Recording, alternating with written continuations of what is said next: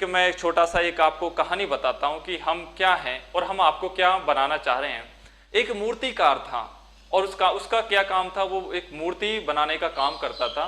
तो एक दिन वो सुबह छेनी हथौड़े लेकर रोड से निकला और उसे सामने एक पत्थर दिखाई दिया। तो उस पत्थर से कहा कि भाई मैं मूर्तिकार हूँ और मैं तुम्हें एक मूर्त की रूप दे सकता हूँ, मूर्ति बना सकता हूँ। तो उस पत्थर ने कहा कि भाई मुझे इससे क्या फायदा होगा। तो मूर्तिकार ने कहा कि तुम मूर्ति बन जाओगे, लोग तुम्हें पूजेंगे और दूध फल फूल चढ़ाएंगे। तो ये बोला कि उसके लिए मुझे क्या करना पड़ेगा। तो मूर्तिकार ने कहा इसके लिए तुम्हें छेनी और हथौड़ी की चोट खानी पड़ेगी। तो पत्थर ने कहा कि भाई मुझे इस प्रकार की चोट नहीं खानी है, आप आगे चले जाइए। मूर्तिकार फिर आगे चला गया, फिर मुझे एक पत्थर मिला और उससे वही वार्तालाप हुआ और मूर्तिकार ने कहा कि मैं मूर्तिकार हूँ और तुम्हें पत्थर से मूर्त में बदल सकता हूँ। उसके लिए फिर उसने वही जवाब किया कि इसके लिए मुझे क्या करना पड़ेगा। तो उस पत्थर से मूर्तिकार ने कहा कि भाई तुम्हें छेनी और हथौड़ी की चोट खानी पड़ेगी। तो वो जब आगे तो उसने जब वो छेनी हथौड़ी की चोट खानी पड़ेगी ये सारी बातें हुई, तो वो उसने काम स्टार्ट कर दिया। उसने दो चार जैसे छेनी और हथौड़ी की चोट मारी तो उस पत्थर ने कहा कि भाई मुझसे अब दर्द सहन नहीं होगा और आप आगे चले जाइए, बस मुझे नहीं बनना मूर्ति। वो मूर्तिकार फिर आगे चला गया। उसके बाद उसे तीसरा पत्थर मिला, तीसरे पत्थर से जाकर वही वार्तालाप हुआ और उस मूर्तिकार ने उस पत्थर से वही बात की कि मैं मूर्तिकार हूं और तुम्हें पत्थर से मूर्त में बदल सकता हूं।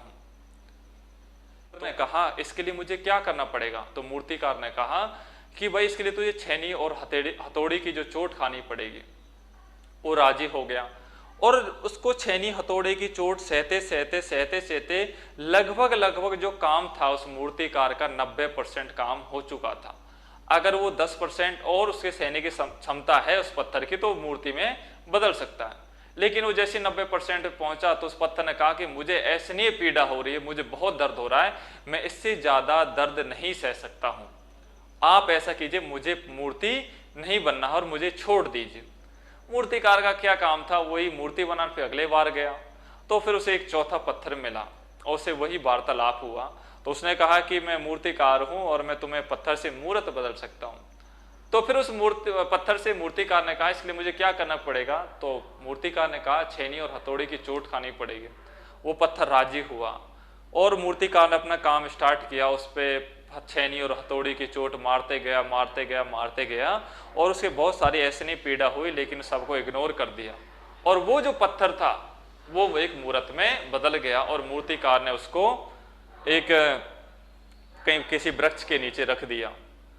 प्यारे बच्चों, होता क्या है कि किसी ने उसको देखा, किसी की कोई श्रद्धा पूरी हो गई, किसी मनोकामना पूरी हो गई, श्रद्धा स्वरूप उसने एक मंदिर बनवा दिया। जब मंदिर का निर्माण हुआ तो जो वहाँ पर जो पुजारी थे उन्होंने कहा कि कोई ऐसा पत्थर लेके आइए जो नुकीला है।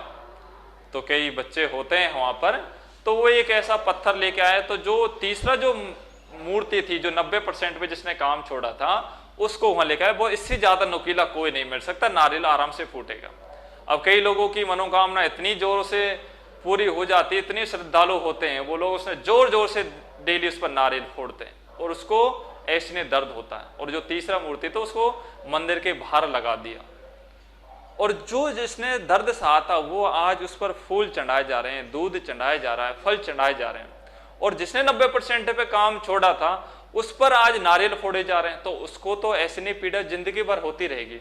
प्यारे बच्चों, मेरा आपसे यही एक अनुरोध है, हम मूर्तिकार हैं, हमारा काम है आप लोगों को एक पत्थर से मूर्त में बदल देना चाहते हैं हम।